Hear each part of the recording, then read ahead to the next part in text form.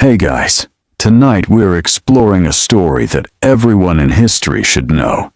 The story is King Philip II's secret midnight study room. You get comfortable, take a moment, like the video, and subscribe. But only if you genuinely enjoy what I do here. And let me know in the comments where you're tuning in from and what time it is for you. It's always fascinating to see who's joining us from around the world. Now, dim the lights. Maybe turn on a fan for that soft background hum, and let's ease into tonight's journey together. King Philip II's secret midnight study room. Imagine that the day has already come to a quiet close. The bright Spanish sun has slipped behind the distant hills, and the stone walls of El Escorial are slowly releasing the warmth they gathered throughout the afternoon. The air has become cooler now. A gentle breeze moves across the courtyards, carrying the faint scent of pine from the nearby mountains.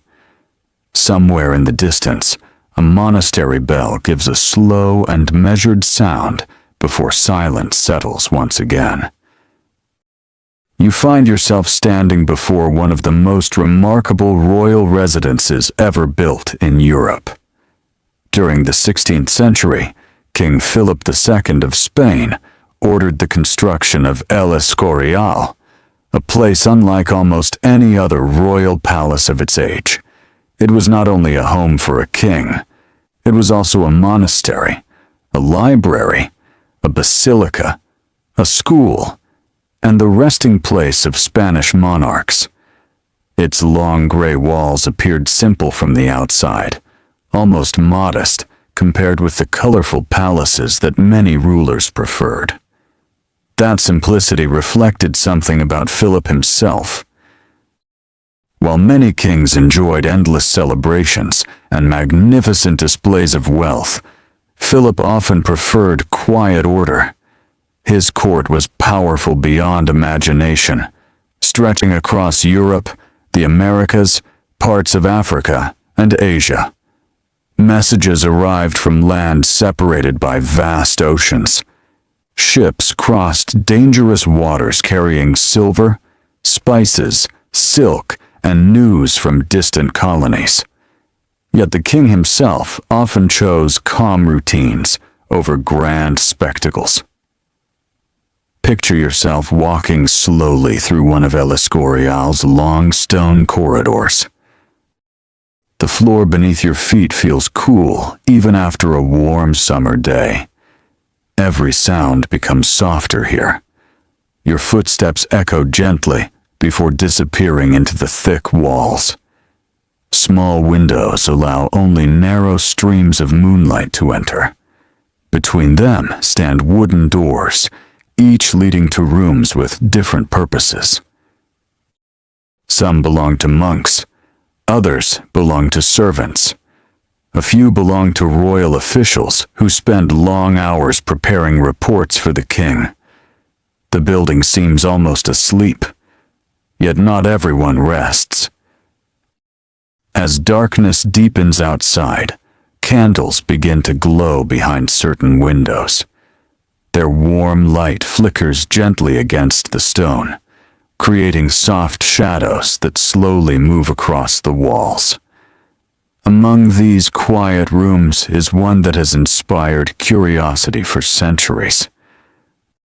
People sometimes imagine secret chambers hidden behind moving walls, or mysterious passages leading beneath the palace. History offers a calmer picture. Philip II certainly valued privacy, but his greatest secrets were often made not of hidden tunnels, but of silent hours spent studying while much of the palace slept. His late-night study became one of the quiet centers of an empire. Imagine opening a heavy wooden door. The hinges move slowly, producing only the faintest sound. Inside, the room feels warm from the candles that have been burning for hours. Shelves filled with carefully arranged books rise toward the ceiling. Some volumes wear rich leather bindings. Others are plain and practical, used frequently by royal secretaries. A large wooden table stands near the center. Maps are spread across its surface. Letters remain neatly stacked beside them. Wax seals wait to be broken. Nearby rests an inkstand beside several carefully trimmed quill pens. Nothing here suggests unnecessary luxury. Everything has its place. Philip believed that order helped the mind remain clear. Visitors often noticed how carefully documents were arranged.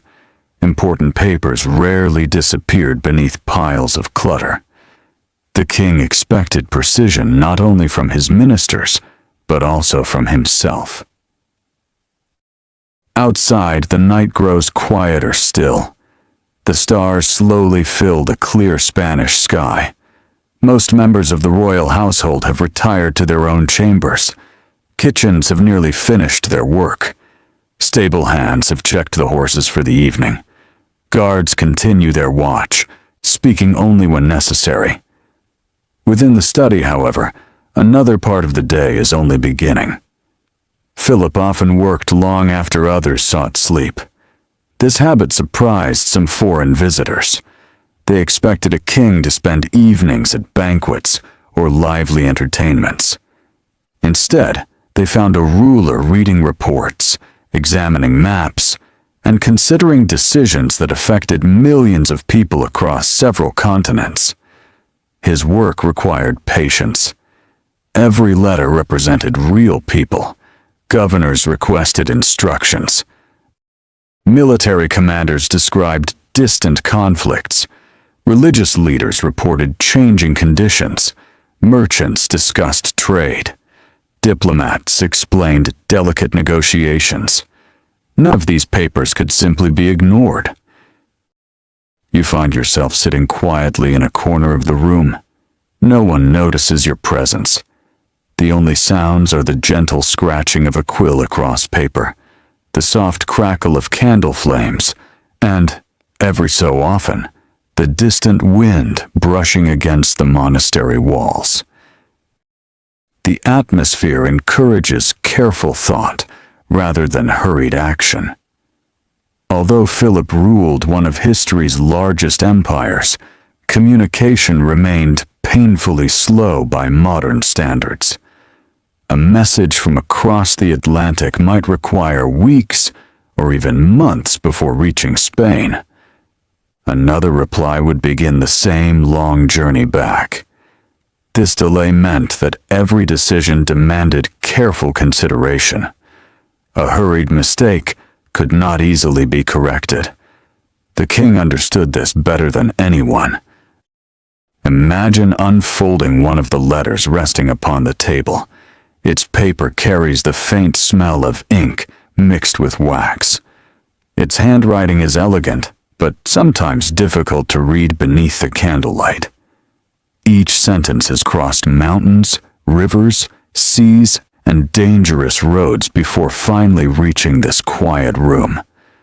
The study becomes more than a workplace. It becomes a meeting place between distant worlds.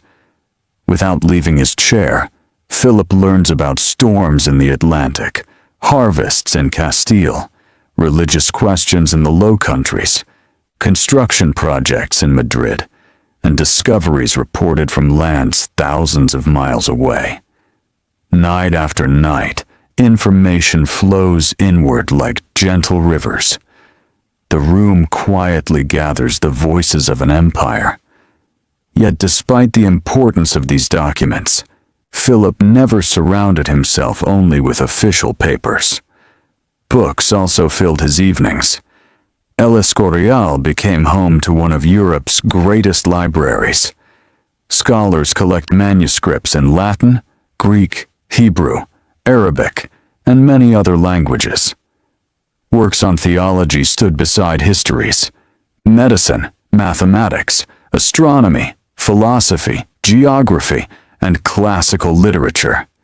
The library reflected the curiosity of the Renaissance. Knowledge itself became a treasure worthy of careful protection. Picture yourself walking through rows of carefully arranged volumes. Some are copied by hand. Others have recently come from printing presses, part of the growing spread of printed books across Europe. Their pages carry the gentle scent of parchment, leather, and fresh ink. Candlelight dances softly across their bindings. For Philip, reading was never simply a pastime. It formed part of his daily responsibility. Understanding history helped him judge present events. Religious writings shaped many of his decisions. Maps expanded his awareness of distant territories. Scientific works revealed the changing understanding of God's creation. Everything seemed connected. Even during the quietest hours, learning continued. As midnight slowly approaches, the palace becomes even more peaceful. The sounds of ordinary life fade almost completely.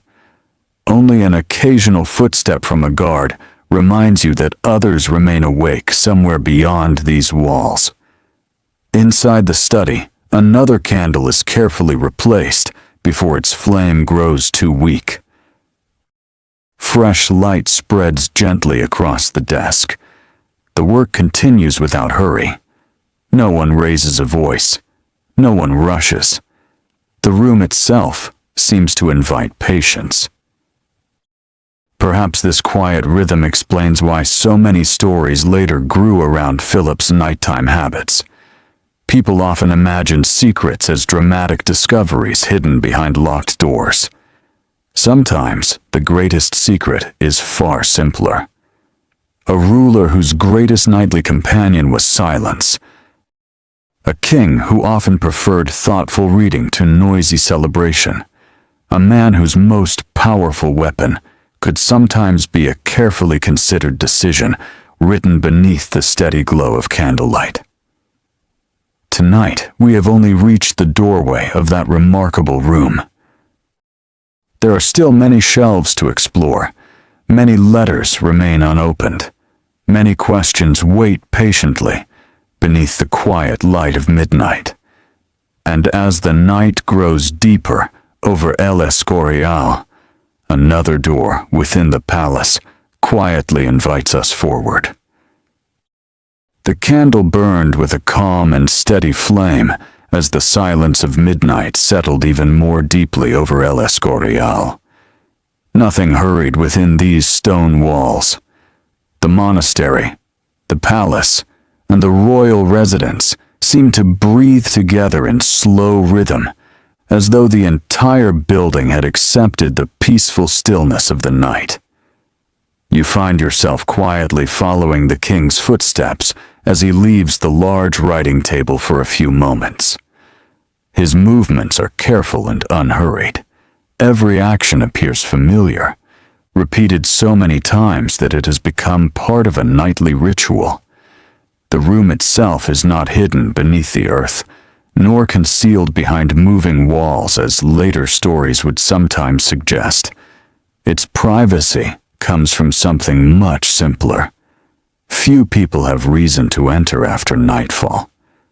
Those who do know exactly why they are there and speak only when necessary. Imagine standing near one of the tall windows.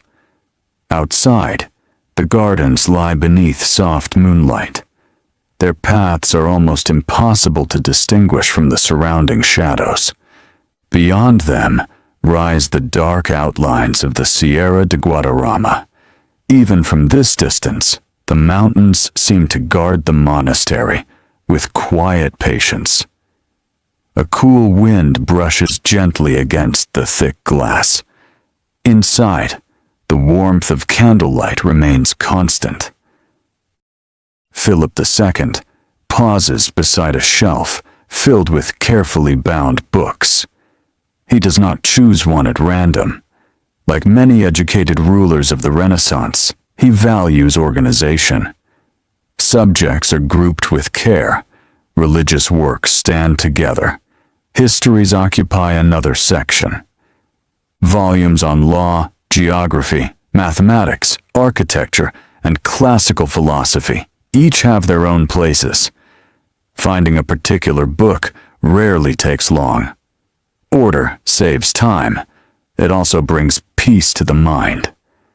The king slowly removes a well-used volume. Its leather cover has softened over years of careful handling. The edges of its pages show signs that it has been opened many times before. He returns to his chair. The only sound is the gentle turning of paper. Picture yourself sitting nearby, without disturbing the silence. The pages carry the faint scent of leather and old parchment. Their surface catches the golden light of the candles. Tiny shadows appear, where the handwritten letters sink slightly into the page. Reading in the 16th century is not effortless. The light is limited. The script often demands careful attention. Yet Philip seems entirely comfortable.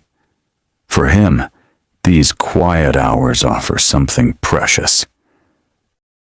During the day, ministers arrive one after another.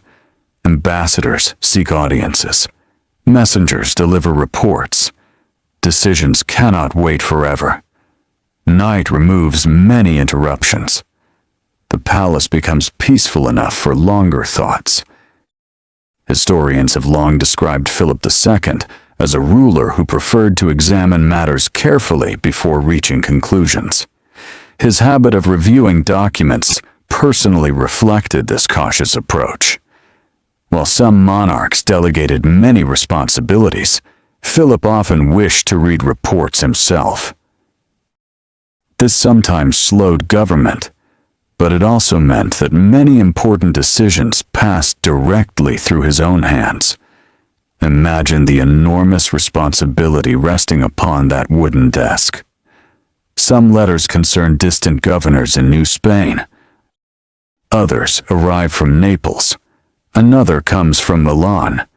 Still another has traveled from the Low Countries. Each region has different customs, different concerns, different seasons, different problems. Yet all eventually arrive in this quiet room. The empire itself seems almost too large to imagine. Across oceans, mountains, forests, and deserts, millions of people live under territories connected to the Spanish crown. Most of them will never see the king. Philip himself will never visit many of the places described in these letters. Instead, words become his windows. Every carefully written report allows him to look briefly into another corner of his vast realm. Outside, the night grows cooler. Somewhere beyond the palace walls, an owl calls once, before silence returns.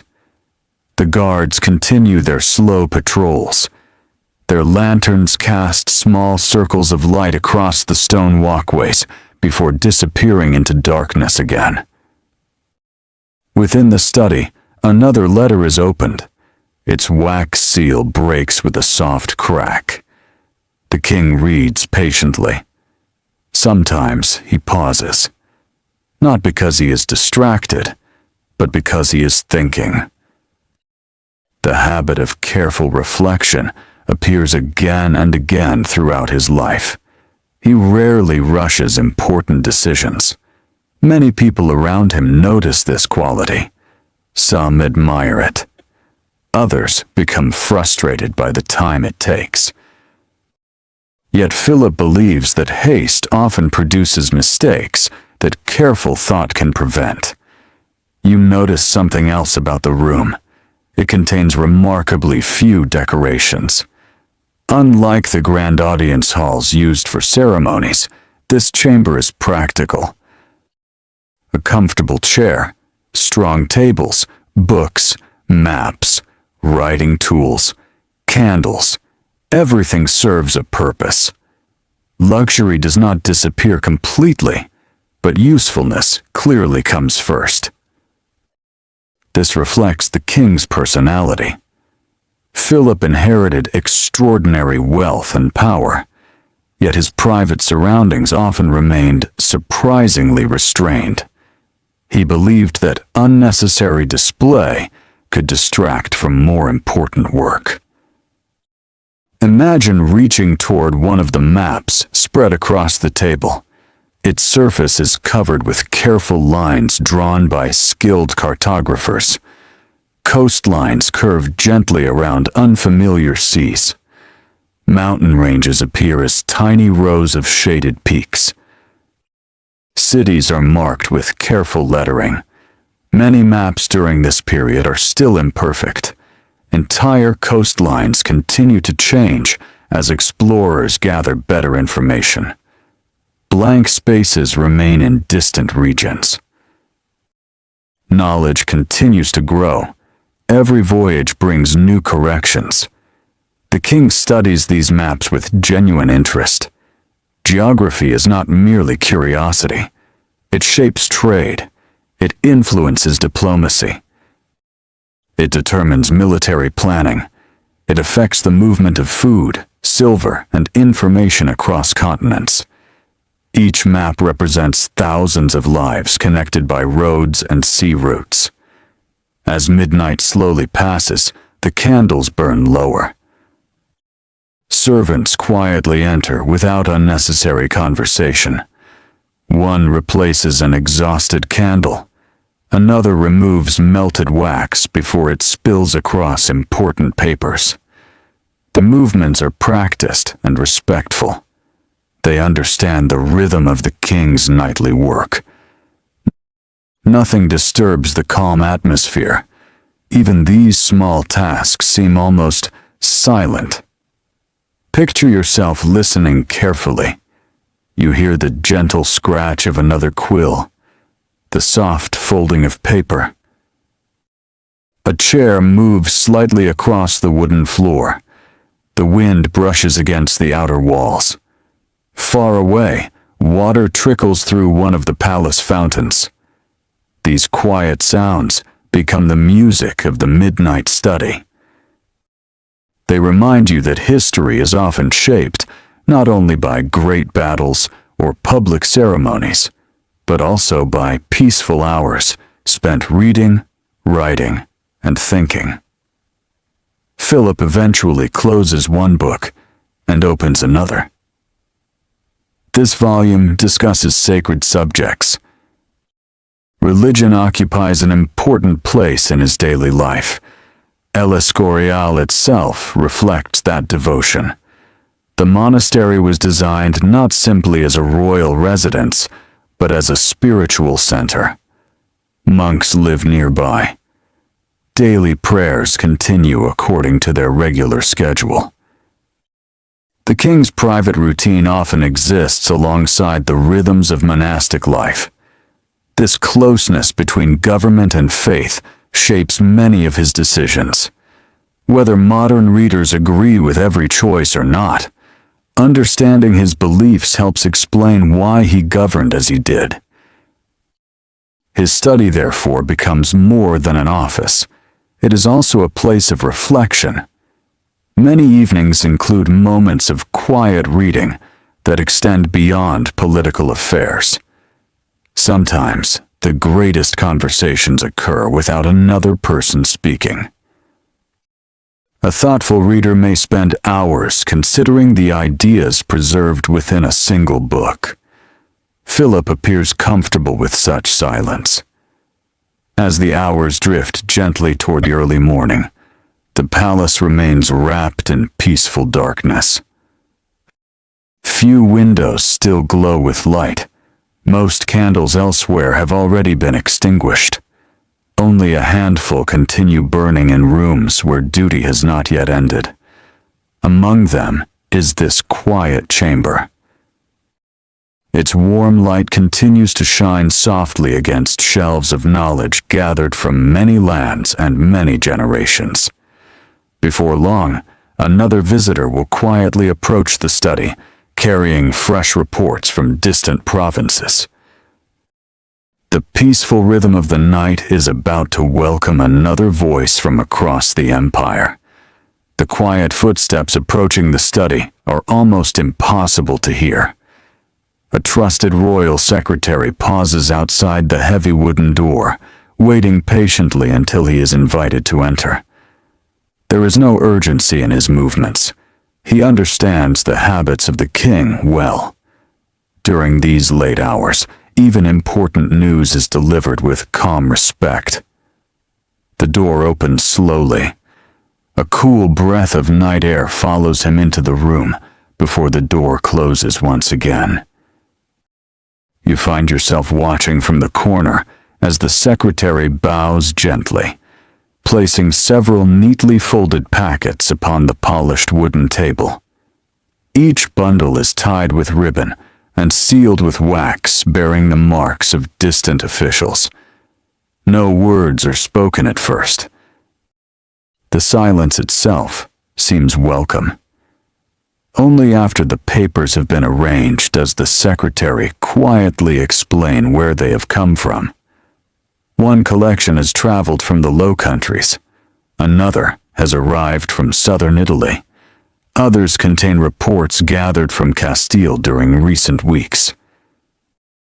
The king nods with quiet understanding. There is no sign of impatience. He has waited many weeks for some of these letters. Waiting has always been part of governing a world connected only by horses, ships, and determined messengers. Imagine gently touching one of those sealed packets. The paper feels thick beneath your fingertips. Tiny marks left by careful folding reveal how many hands have carried it across Europe. Rain may have fallen during part of its journey. Dust from country roads may still cling to its outer surface. Yet inside rests information that someone believed worthy of the king's personal attention. Philip carefully selects one letter. Rather than breaking every seal at once, he reads each report individually. This habit allows him to give complete attention to every subject. The flame beside him reflects softly upon the red wax before it breaks with a quiet snap. As the letter unfolds, the room returns once more to gentle silence. Picture yourself listening to nothing except the slow turning of pages. Outside, the stars continue their steady journey across the Spanish sky. Inside, the king studies each line without haste. Some reports contain practical matters, supplies for soldiers, repairs to roads, questions about taxes, appointments for local officials. Others describe poor harvests caused by unusual weather. A governor may explain that heavy rains delayed planting. Another may describe fields that produced less grain than expected. These ordinary concerns rarely appear in grand paintings of kings, yet they occupied many hours of royal attention. The life of an empire depended not only upon victories and treaties, but also upon harvests, bridges, mills, and markets. Philip understood this well. The smallest report could sometimes reveal a much larger problem. Imagine the smell of warm beeswax drifting gently through the room. Several candles have burned for hours. Their light grows softer as fresh wax slowly melts into the holders. The scent mingles with leather-bound books, polished wood, parchment, and the faint trace of ink that has not yet completely dried. The room feels peaceful rather than grand. Its comfort comes from purpose, not luxury. On another table rests a collection of measuring instruments used by scholars of the age. There is a compass for maps, simple rulers, astronomical tables copied with remarkable care. Although Philip himself was not a scientist in the modern sense, he valued accurate knowledge. Throughout the 16th century, European scholars continued improving maps, calendars, mathematics, and navigation. Such knowledge mattered greatly to a kingdom whose ships crossed enormous oceans. Every improvement could help sailors travel more safely. Every corrected chart reduced uncertainty. Knowledge became another form of protection. You find yourself looking toward the shelves once again. Many books have been arranged according to careful plans. The library of El Escorial would eventually become one of Europe's great centers of learning. Scholars from different regions admired both its growing collection and the seriousness with which books were preserved. Some manuscripts had survived for centuries. Others had been copied only recently. Each represented years of patient work by writers, translators, printers, and collectors. The king often regarded these books as treasures no less valuable than precious metals. Gold could be stolen. Silver could be spent. Knowledge, once preserved, might serve generations. As the night deepens, Philip reaches for another volume. This one concerns history. The pages describe rulers who lived long before his own lifetime. He reads not merely to admire the past, but to understand it. Earlier generations had faced famine, war, disease, political uncertainty, religious disagreement. Every age left behind lessons, though not always easy ones. History offered examples rather than perfect answers. Perhaps this explains why the king returned to such books again and again. Imagine hearing the distant sound of rain beginning outside. At first it is almost too gentle to notice. Tiny drops touch the stone roofs above the palace. Soon the sound grows into a quiet rhythm. Water flows softly from carved gutters. The gardens drink peacefully beneath the dark sky. Inside the study, the candles continue to burn. The rain only deepens the feeling of shelter. The thick granite walls seem to embrace the warmth within. A servant quietly places another small piece of wood into a nearby brazier. The fire responds with a gentle crackle. No one speaks. No one needs to. Every person present understands the quiet order that governs these hours. Philip's attention never wanders far from his work. Many later writers would describe him as reserved, even distant. He rarely displayed strong emotion in public. Instead, he often preferred calm discipline. Whether reading reports or listening to advisors, he usually maintained the same measured expression. That steady manner shaped the atmosphere around him.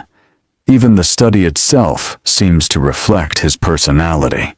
Simple, orderly, patient, careful.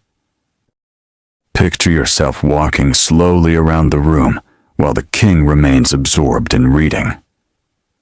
Near one wall hangs a crucifix, reminding everyone that faith remained central to his life. Nearby rests a small hourglass. Fine grains of sand continue their silent journey from one chamber to another. Without clocks displaying glowing numbers, time reveals itself differently here. By candles burning shorter, by sand slowly falling, by the gradual fading of the night beyond the windows. Hours pass almost unnoticed. The king finally sets aside another completed report. Instead of immediately reaching for the next, he closes his eyes for a brief moment. Not to sleep. Simply to think. Perhaps he is weighing difficult choices. Perhaps he is recalling another letter read several nights earlier. Many decisions require connecting information from different parts of the empire. One report alone rarely tells the complete story. Careful rulers learn to see patterns. That habit cannot be rushed. The rain outside begins to fade. Clouds slowly drift eastward. One by one, the stars quietly return. The palace remains peaceful. Somewhere far below, a night watchman softly announces the passing hour before continuing his rounds.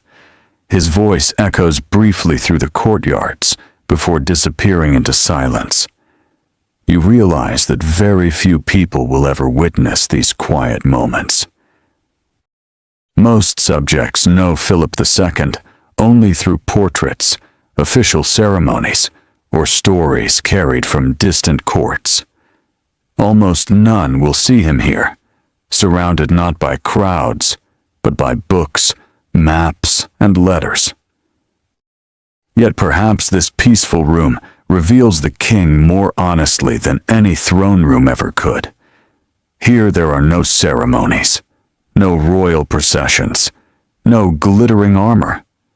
Only a man carrying the weight of an empire, choosing to spend another silent night in careful study while the rest of the palace sleeps.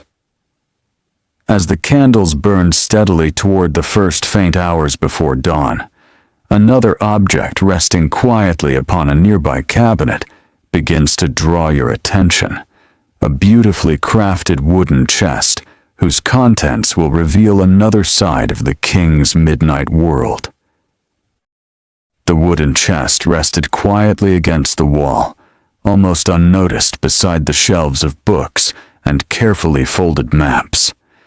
It was not covered with jewels or decorated with bright colors. Its beauty came from skilled craftsmanship rather than display. The smooth walnut wood had grown darker with age, and small iron fittings reflected the warm glow of the candles. You find yourself slowly walking toward it. The king rises from his chair after finishing another letter. His movements remain calm, almost unchanging, as though the quiet rhythm of the night guides every step. He unlocks the chest with a small iron key. The lid opens gently. There is no hidden mechanism, no secret compartment waiting to surprise anyone. History often becomes surrounded by legends, yet the true story is usually more peaceful.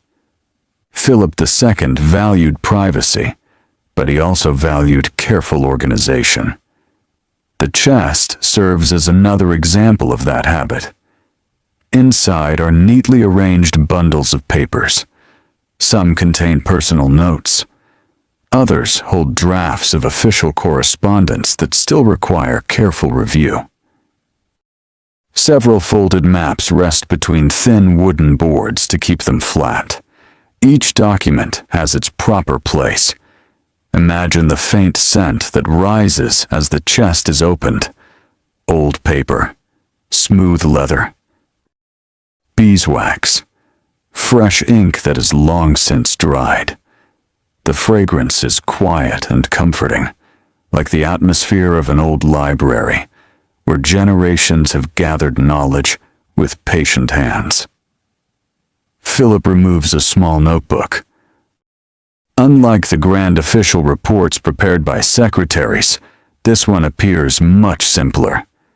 Its pages contain brief observations written in a careful hand. Not every thought becomes a royal decree. Some ideas simply wait. A question may remain unanswered for several days before enough information arrives to form a decision. Patience becomes one of the king's greatest habits. Picture yourself sitting near the table once again. The candles now burn lower than before. Their flames lean gently whenever the night breeze finds a narrow path through the stone window frame. Shadows move softly across the bookshelves, making the room feel alive without disturbing its stillness. Outside, the rain has completely passed. Drops of water continue to fall from the roof into the quiet courtyard below. Somewhere in the darkness, a fountain keeps its steady rhythm. The sound blends naturally with the silence instead of interrupting it. The king turns another page. Many people imagine rulers spending every hour discussing war.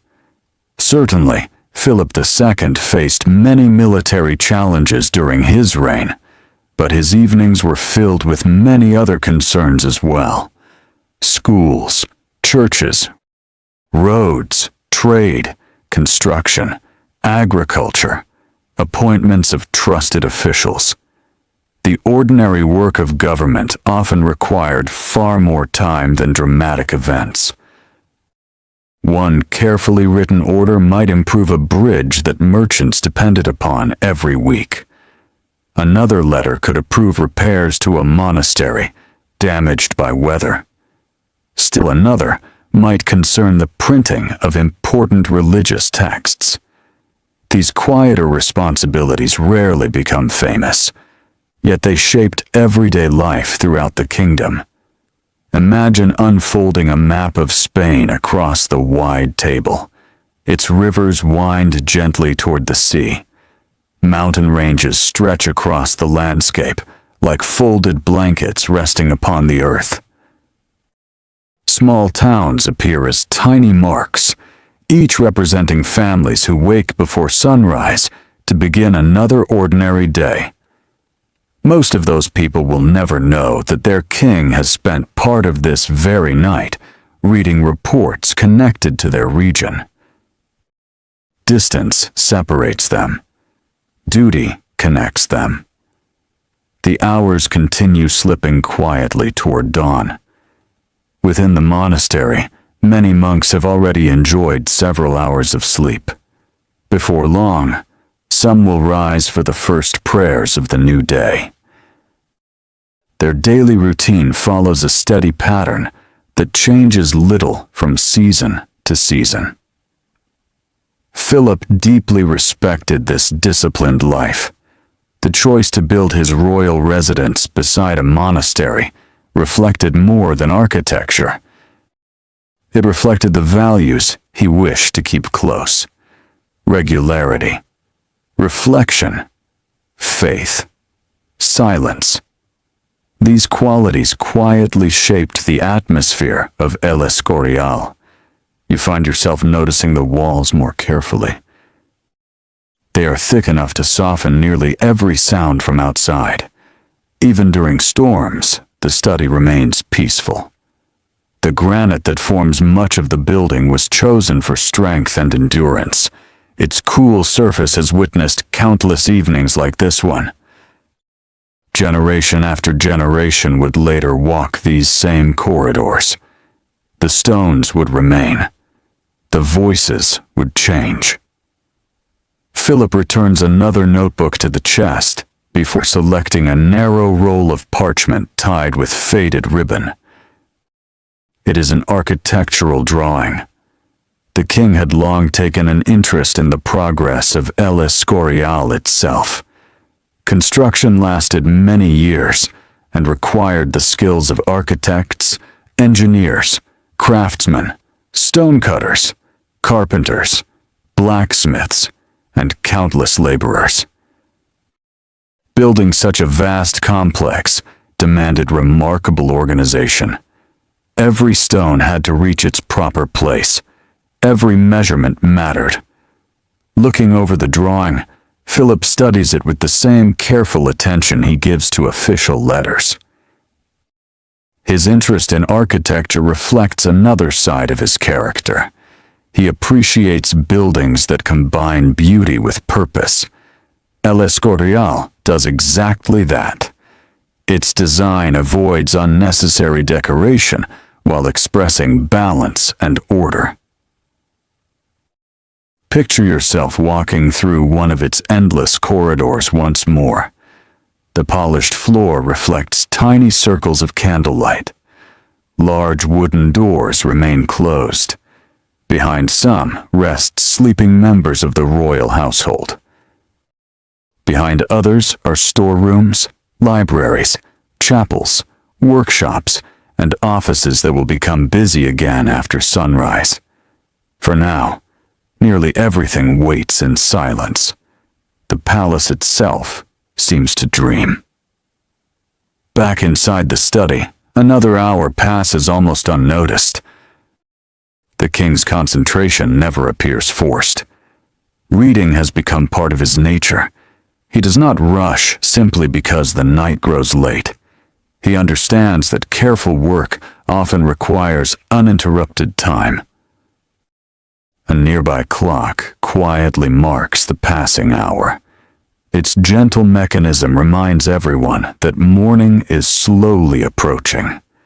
Imagine looking through the window once again. The sky has changed almost without notice. The deepest black of midnight has softened into a rich blue. The stars nearest the eastern horizon begin to fade. The mountains remain dark, but their outlines grow slightly clearer. Night is preparing to welcome morning. Inside the study, the final candle placed upon the desk burns with a smaller flame. The wax has nearly reached its end. A servant quietly enters, expecting to replace it as before. Instead, Philip gently raises a hand. There is no need. His work for this night is nearly complete. He gathers the finished letters into neat piles. Books are carefully returned to their shelves. The maps are rolled with practiced hands and secured by ribbon. Nothing is left scattered across the table. The study looks almost exactly as it did when the evening began. Order has been restored. Before leaving the room, the king pauses for one last quiet glance toward the shelves that have accompanied so many nights of careful thought.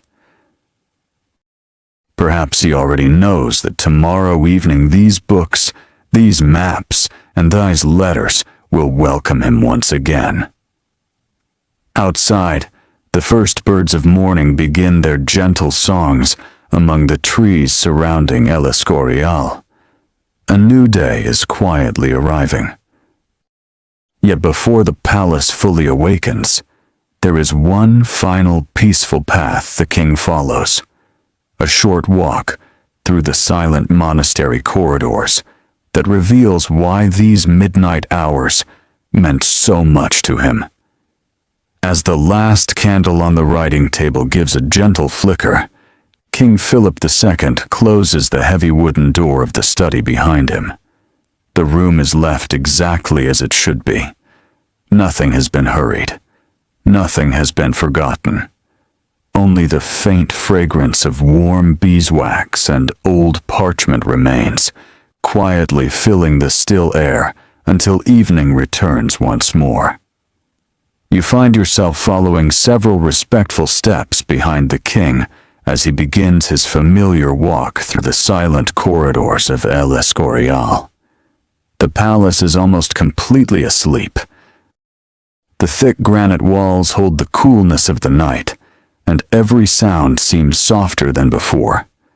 Even the leather soles of the king's shoes create only the gentlest whisper against the polished stone floor. Above, the high ceilings disappear into shadow. Small lanterns burn at wide intervals along the corridor, providing just enough light for the night watch to continue their duties. Their flames do not chase away the darkness. Instead, they seem to live peacefully beside it. Imagine breathing the cool morning air that slips gently through a narrow window overlooking the inner courtyard.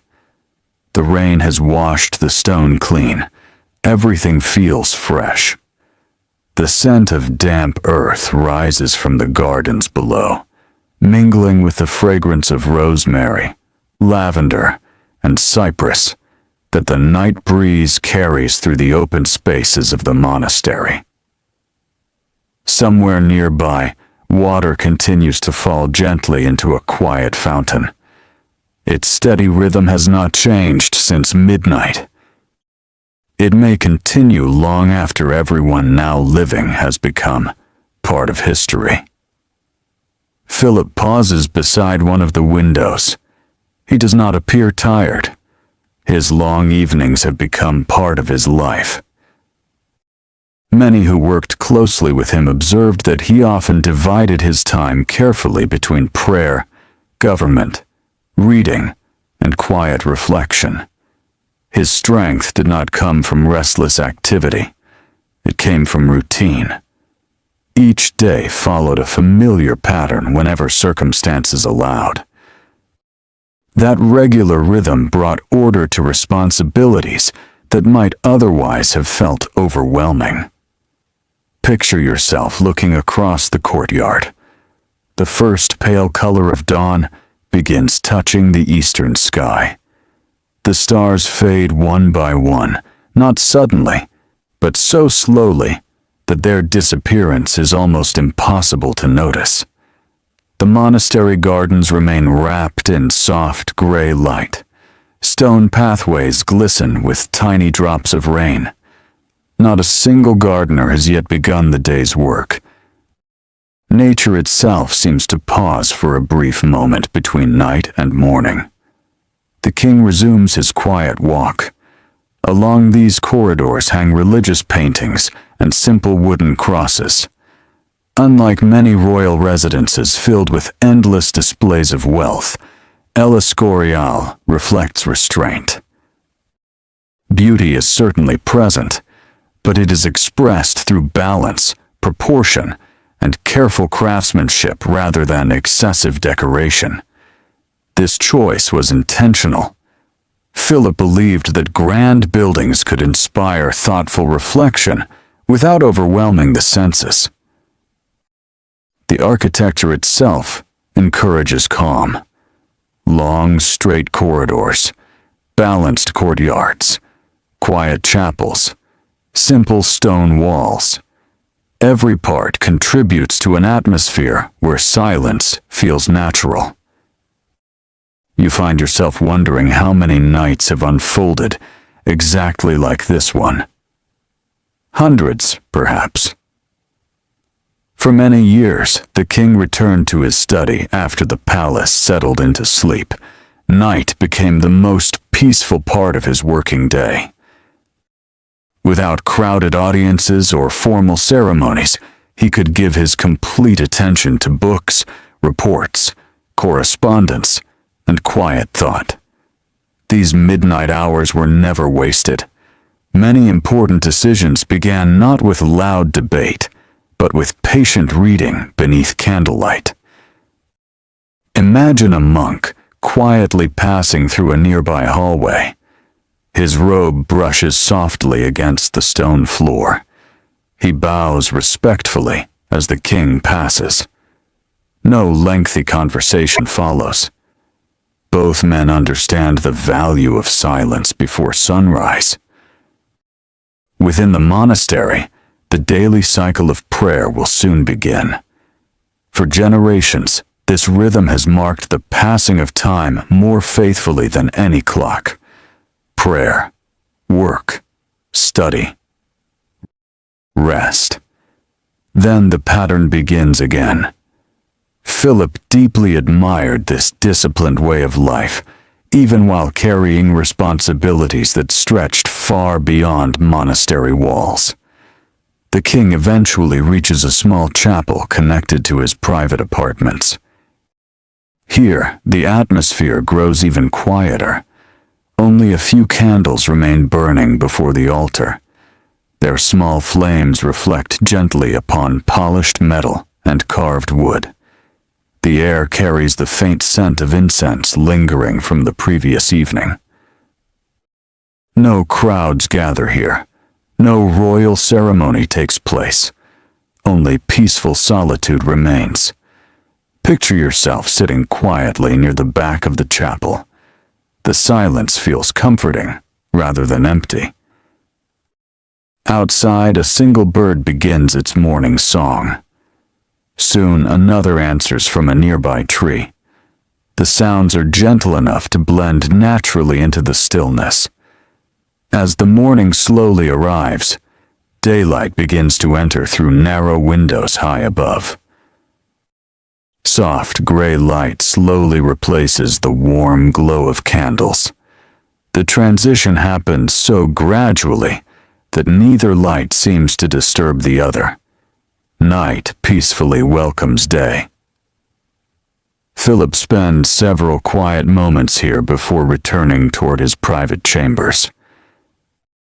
Historians have often described his deep personal devotion, and although every person's inner thoughts remain known only to themselves, his daily routines consistently reflected the importance that faith held throughout his life. His study, his reading, and his prayers formed parts of one continuous rhythm. None stood entirely apart from the others. As you continue following the king through another peaceful corridor, you notice something easily overlooked. Several servants have already begun their morning duties. One quietly sweeps the stone floor. Another carefully polishes a brass lantern. In the kitchens, bread ovens are slowly warming for the day's baking. Far beyond the palace walls, farmers are preparing to enter their fields. Stable workers gently feed horses before sunrise. Across Spain, ordinary life begins once again. Most people have no idea that while they slept, their king spent another long night surrounded by books and letters. His work remained invisible to almost everyone. There were no cheering crowds, no music, no celebration, only careful thought.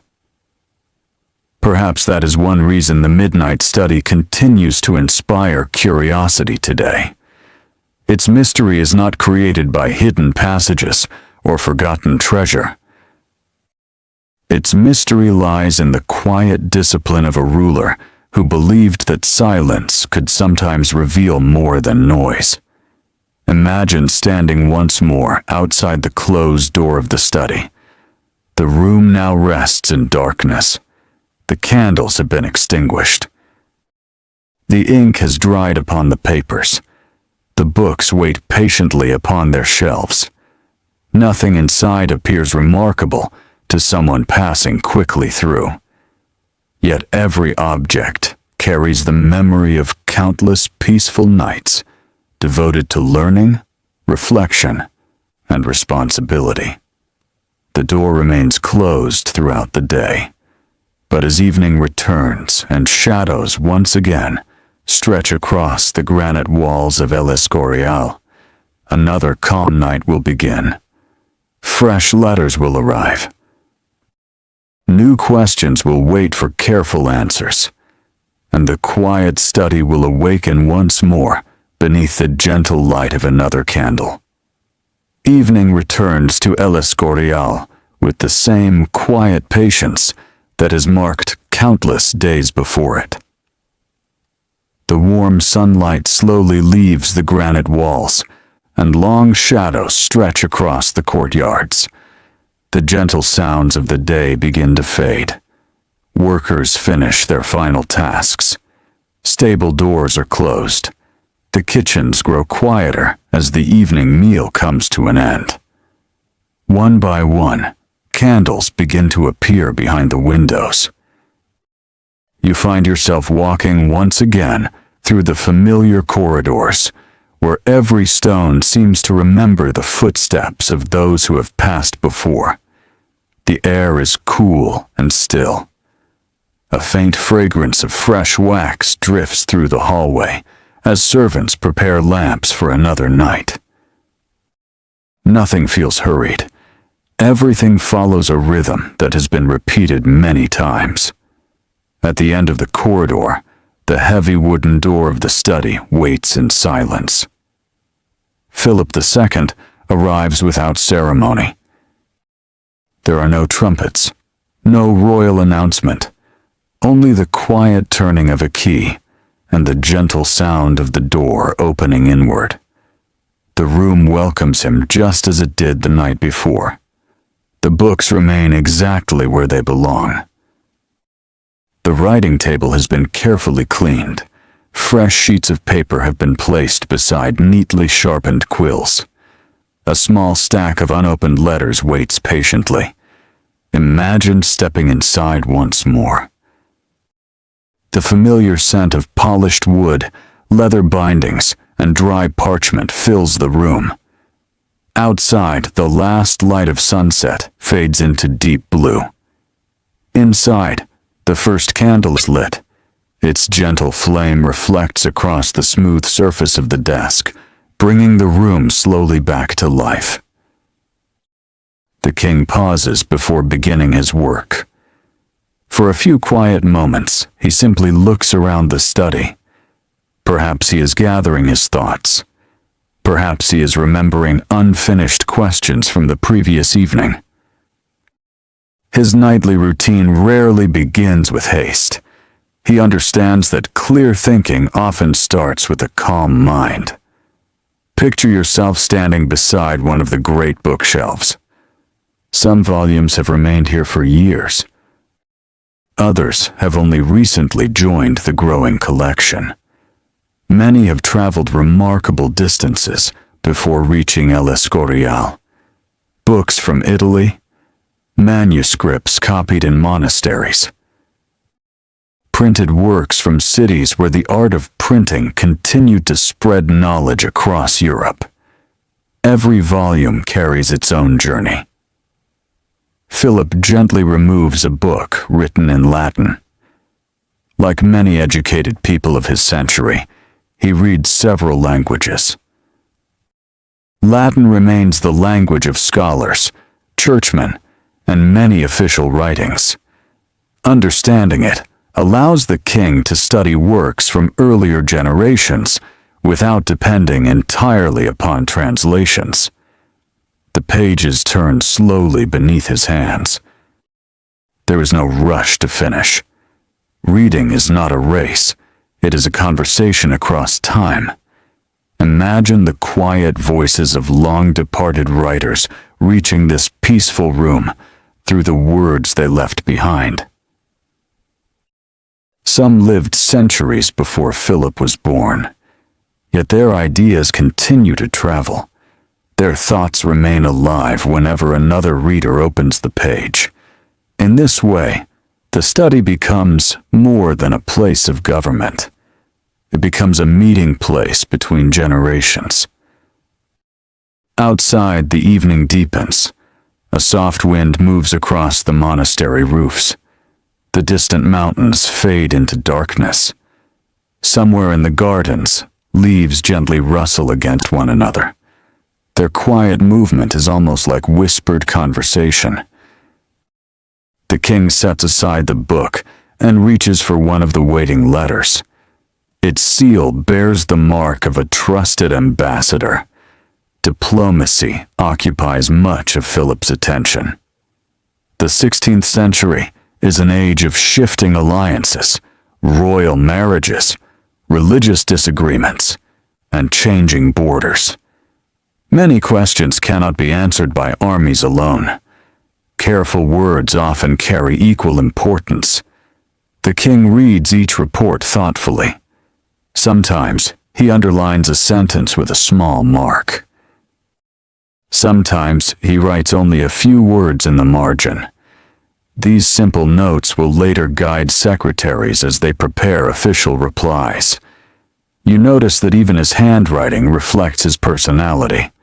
It is careful, orderly, never hurried.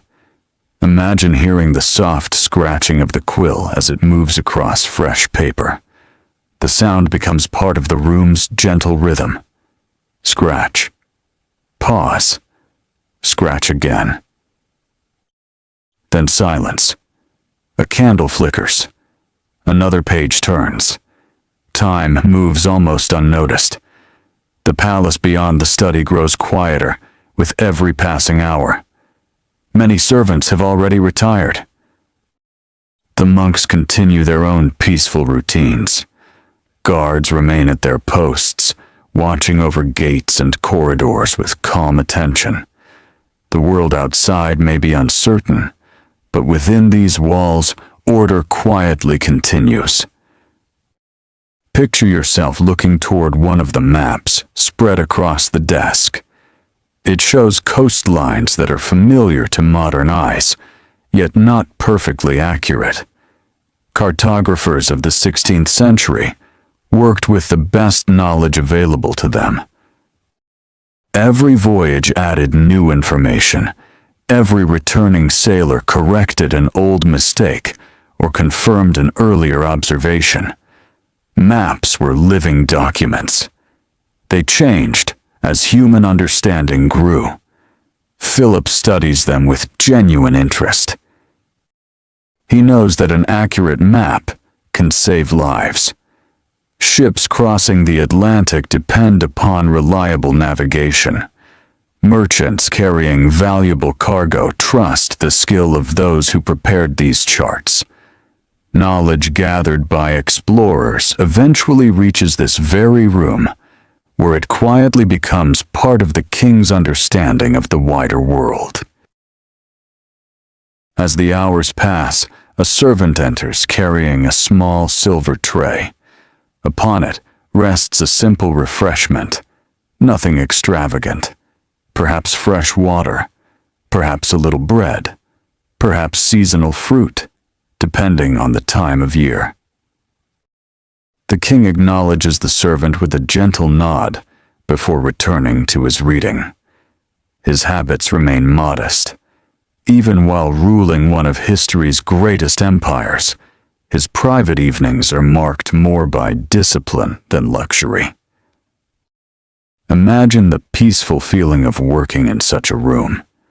No ringing telephones, no sudden interruptions. Only the steady glow of candlelight and the quiet confidence that every task will be completed in its proper time. The study encourages patience. Its silence allows ideas to settle naturally. It reminds you that wisdom often grows slowly, like a tree taking a root over many seasons. Outside, the moon climbs higher into the Spanish sky. Its pale light touches the stone towers of El Escorial. The monastery appears almost timeless beneath its gentle glow. Within the study, another chapter of the night quietly unfolds. The letters continue. The books remain open. The candles burn steadily, and somewhere among the carefully arranged shelves rests a collection of rare manuscripts whose stories have crossed kingdoms and centuries before, finally reaching the hands of King Philip II. The rare manuscripts rest quietly upon a shelf that receives little attention from casual visitors. Their bindings are worn in places, not from neglect, but from careful use over many years. Some are covered in dark leather. Others are protected by sturdy wooden boards wrapped with finely prepared skin. Each volume has survived long journeys through changing kingdoms, careful libraries, and the patient hands of scholars before finally finding a place within El Escorial. You find yourself standing before this remarkable collection. The candles cast a warm glow across the shelves, revealing titles written in faded ink and delicate gold lettering. Dust is almost impossible to find. The books are cared for with great attention, for everyone understands that once a manuscript is damaged, it can never truly be replaced. Philip slowly reaches toward one of the oldest volumes. He supports it carefully with both hands before placing it upon the table. There is no unnecessary movement. every page is treated with quiet respect. Imagine listening as the heavy cover opens. The sound is soft, almost like the gentle rustle of autumn leaves. The parchment pages have grown smooth with age. Some were prepared decades before the king was born. Others may have been copied even earlier, by monks working patiently beneath candlelight in distant monasteries. Long before printing became common, every word had been written by hand. Each page demanded time. Each line required concentration. A single mistake might force the scribe to begin again. The manuscript becomes a reminder that knowledge has always required patience. Picture yourself leaning closer. Tiny decorative letters begin certain chapters. Small touches of red and blue ink brighten the otherwise quiet pages.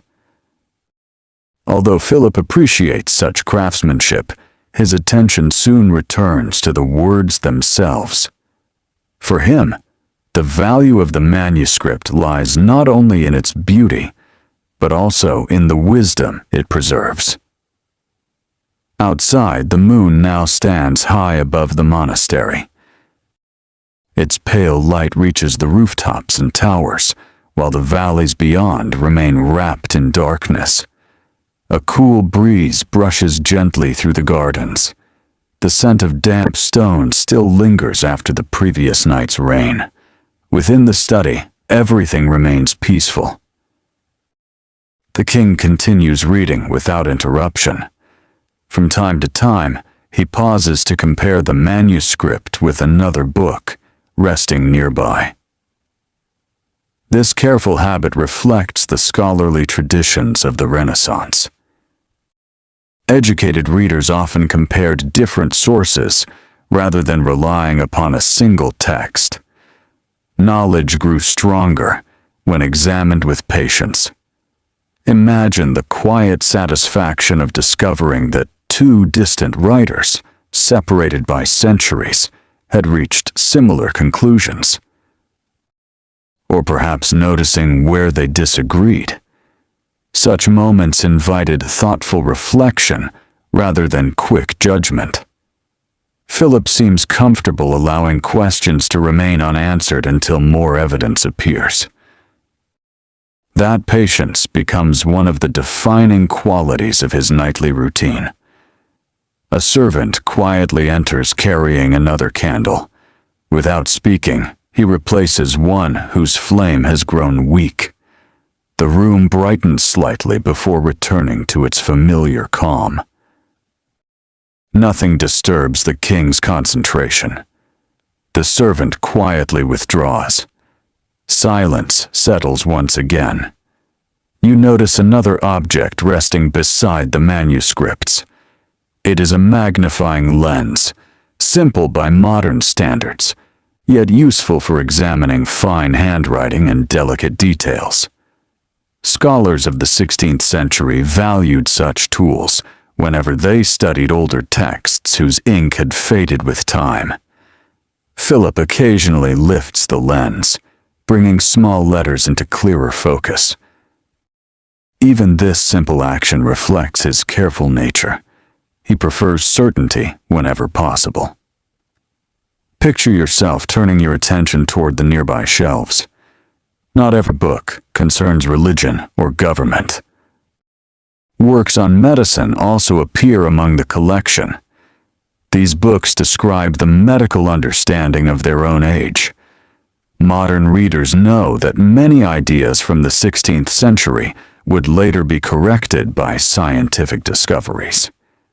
Yet within their historical context, these texts represented sincere efforts to understand the human body and the natural world. Physicians observed, recorded, compared, learned. Knowledge advanced slowly, one careful observation after another. The same spirit of patient learning can be felt throughout the study. No one claims to know everything. Instead, Books become companions in a lifelong search for understanding. Outside, a faint cloud drifts across the moon. For a few moments, the courtyard grows darker. The lantern carried by a distant guard becomes easier to notice as he walks along the outer wall. His light moves steadily before disappearing around a corner. The palace continues sleeping. Only a handful of windows remain illuminated. Among them is the king's study. Imagine hearing the distant cry of a nightbird echo briefly across the hills. The sound fades almost as soon as it appears. Silence gently returns. Within that silence, Philip opens another manuscript.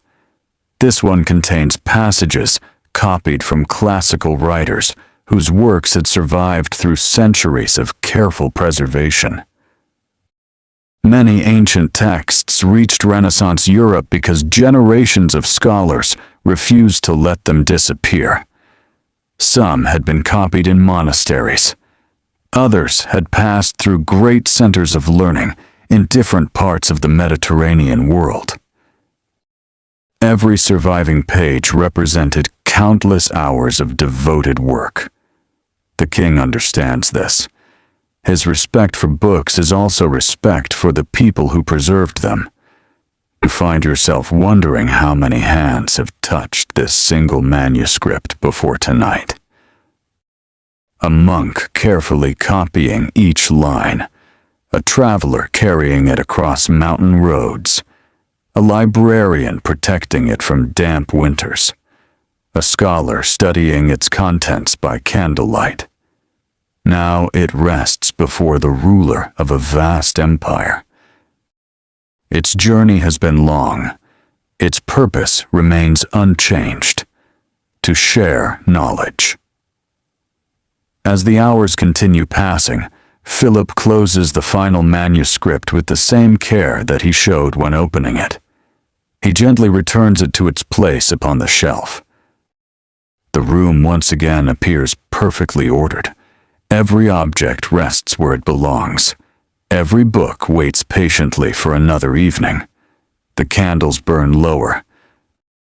Their soft light grows warmer as midnight slowly gives way to the quieter hours before dawn.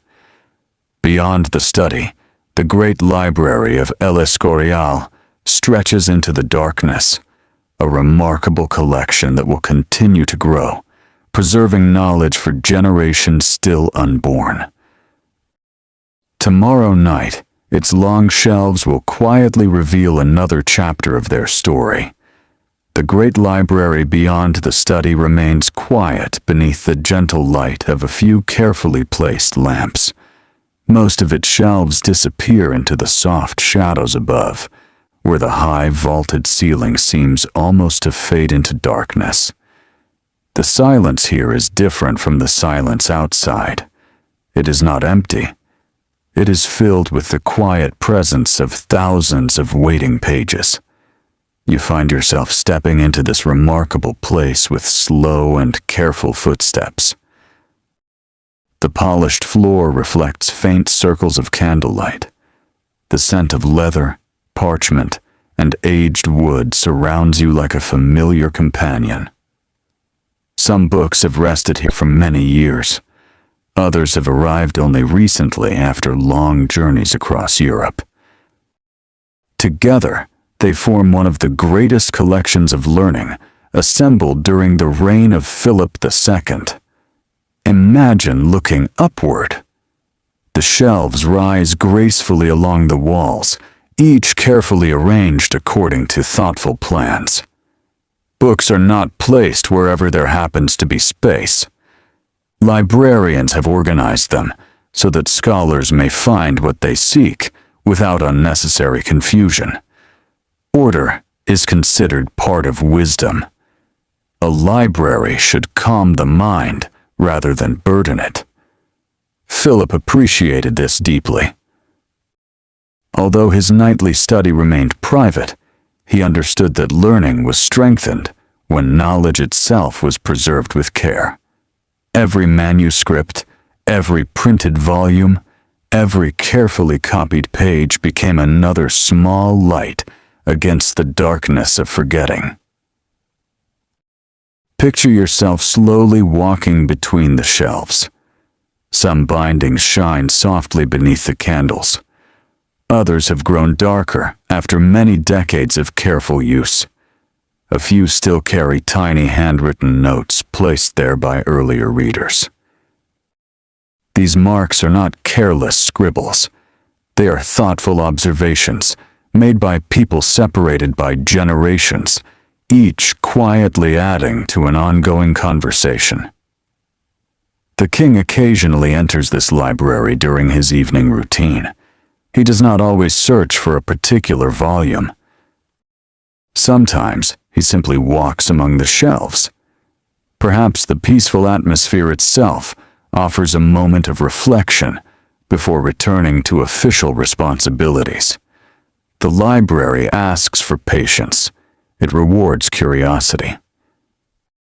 Outside, the moon has begun its slow journey toward the western horizon. Its pale light reaches through the tall windows, mixing gently with the warm glow of candles. The two kinds of light meet without competing. One belongs to nature. The other belongs to careful human hands. Together they create a peaceful harmony. Imagine hearing the faint sound of paper being turned somewhere nearby. A librarian has remained awake to complete a small task before morning. He works quietly, checking the condition of several manuscripts. Loose pages are carefully straightened. Protective coverings are adjusted. Nothing is rushed. The care given to each book reflects the belief that knowledge deserves respect. Philip valued such dedication. He knew that a damaged manuscript could not easily be replaced. Some works existed in only a few copies. Others were entirely unique. Protecting them meant protecting the memory of earlier centuries. You find yourself stopping before a beautifully illuminated manuscript. Its opening page glows with delicate colors that remain surprisingly vivid. Deep blue, rich crimson, gentle gold. Small flowers and graceful patterns surround the first lines of text. Even after many years, the artistry remains alive. The king studies such works with quiet admiration, yet his attention soon returns to the words themselves. Beautiful decoration may invite the eye, but thoughtful ideas hold the mind. Picture yourself sitting beside one of the long wooden reading tables. Its smooth surface has supported countless books over the years. Scholars, monks, secretaries, and royal advisors have all worked here at different times. Each has added a small chapter to the history of this remarkable place. The room itself has become a silent witness. It remembers every careful reader without speaking a single word. Outside, a gentle breeze stirs the branches of the cypress trees. Their shadows move slowly across the courtyard stones. Somewhere beyond the monastery walls, a shepherd's dog gives a distant bark before silence returns once more. Within the library, peace remains unbroken. Philip pauses before another shelf containing works on astronomy. The 16th century is an age when the heavens continue to inspire both wonder and careful study. Astronomers observe the movements of stars and planets with increasing precision. New ideas begin to appear, while older traditions remain influential. Not every question has been answered. Many debates continue. The king follows these developments with interest. Even though his greatest responsibilities lie elsewhere, he understands that learning never truly stands still. Imagine opening one of these astronomical books. The pages display carefully drawn circles, representing the heavens, as scholars understood them. Tables of numbers fill several chapters. Patient calculations cover the margins. These are not books meant for quick reading. They invite slow attention, the same thoughtful pace that has guided this entire night. As the hours quietly pass, Philip returns toward his private study, carrying only one volume.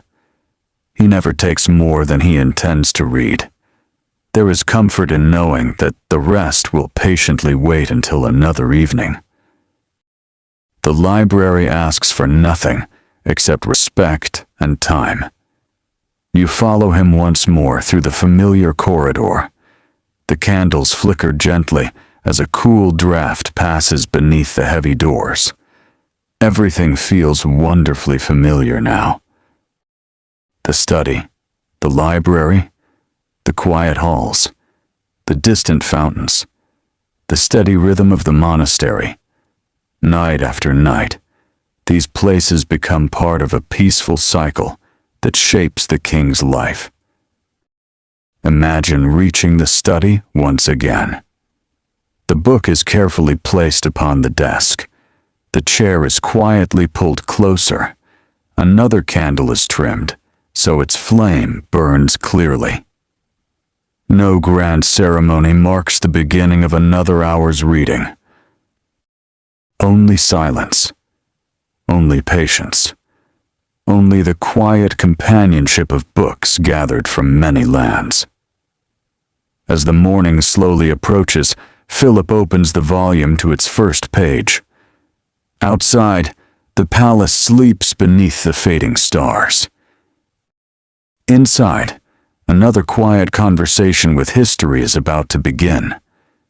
And among the many pages waiting to be explored lies the story of the scholars, librarians, and faithful caretakers whose lifelong devotion transformed El Escorial into one of Europe's enduring homes of knowledge.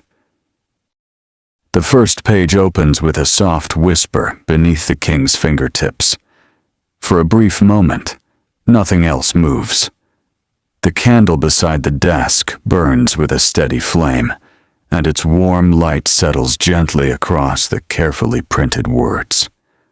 Outside, the night remains peaceful. The stars continue their silent journey above El Escorial, while the great monastery rests beneath the cool mountain sky. You find yourself sitting quietly nearby, listening not to conversation, but to the comforting sounds that have become familiar over these long evenings. A page turns. The quill rests beside its ink. A log in the small brazier gives a gentle crackle. Beyond the thick walls, a light breeze brushes through the cypress trees. These quiet sounds seem almost timeless. The book before Philip tells the story of scholars who devoted their lives to preserving knowledge. Many never ruled kingdoms or commanded armies.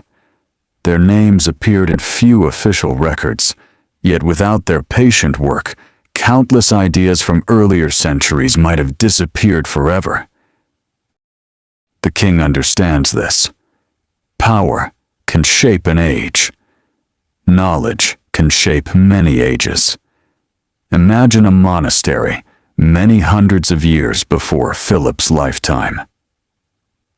A single monk sits beside a narrow window where daylight falls across a wooden desk. Hour after hour, he carefully copies one page after another. His work is slow. Every letter must be clear. Every line must remain straight. There is little reward, except the quiet satisfaction of preserving a valuable text for readers he will never meet. Centuries later, that very manuscript may find its way into the library of El Escorial. History often depends upon such unseen acts of patience. Picture yourself returning to the study, Philip gently closes the book for a moment, allowing his thoughts to settle. He rarely rushes from one subject to another. Reflection forms an important part of learning. Reading fills the mind.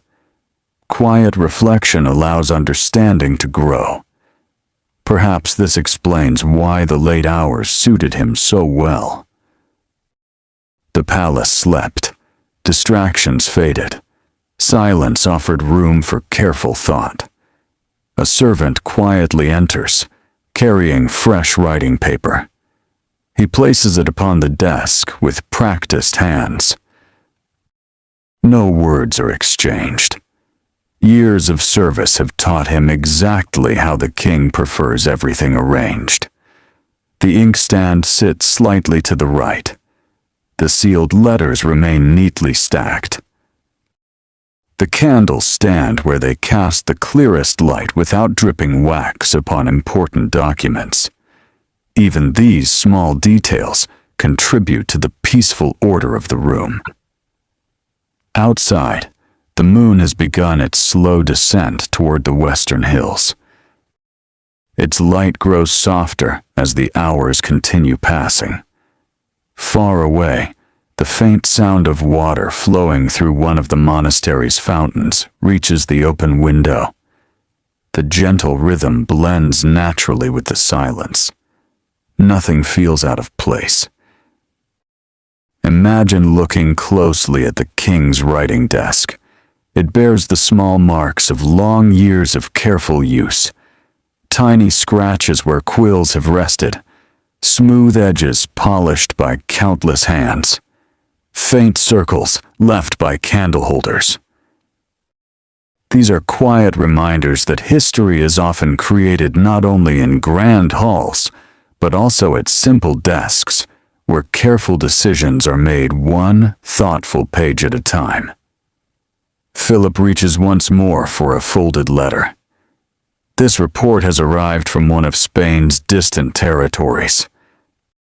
The journey has taken many weeks, across rough roads, through busy ports, across wide seas. Finally, it has reached this peaceful room. The king unfolds it carefully. As he reads, his expression changes very little. Those who knew him often remarked upon his calm manner. Whether receiving good news or troubling reports, he usually responded with measured attention rather than sudden emotion. This steady habit allowed him to consider matters carefully before acting. Picture yourself standing beside one of the tall windows. The mountains surrounding El Escorial remain dark against the sky. A few thin clouds drift slowly overhead. The air carries the clean freshness that often follows an evening rain. Soon, dawn will begin its quiet approach. But the night still has time remaining. Within the study, another book waits upon the table. This one concerns architecture. Philip had taken a sincere interest in the design and construction of El Escorial itself. Throughout the years of its building, he reviewed plans, discussed practical details, and followed the progress of the work with close attention. The result was a building that reflected his preference for balance, durability, and quiet dignity. Imagine tracing the careful lines of an architectural drawing. Every measurement has purpose. Every wall supports another. Every window allows light to enter at just the right moment of the day. Nothing appears accidental. The same careful planning can be felt throughout the monastery. Long corridors guide visitors naturally from one place to another. Courtyards provide light and calm. Libraries encourage study. Chapels invite reflection. Private rooms offer quiet rest. The study itself fits perfectly within this larger design. It is neither the largest room nor the most richly decorated. Yet it may be among the most meaningful. Night after night, it becomes the place where books, letters, faith, and responsibility quietly meet. You find yourself noticing how little the king actually needs in order to work. A sturdy table, comfortable chair, reliable light, good books, fresh paper, time. The simplicity is striking. Although the empire possesses enormous wealth, the room avoids unnecessary display. Perhaps true concentration prefers modest surroundings. Perhaps silence itself is one of the greatest luxuries. Outside, the first faint hint of dawn begins touching the eastern horizon. The stars nearest the mountains slowly disappear. The sky changes almost without anyone noticing. Dark blue becomes softer. Gray begins to appear. Morning approaches with gentle patience. Within the study, Philip finishes the final page of the letter.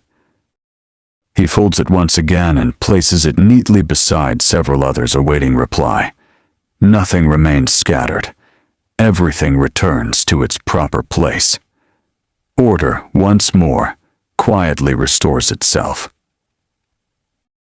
The king rises from his chair and walks toward the window. For a few peaceful moments, he simply looks across the sleeping landscape. The towers of Escorial stand quietly beneath the fading stars. The gardens remain still.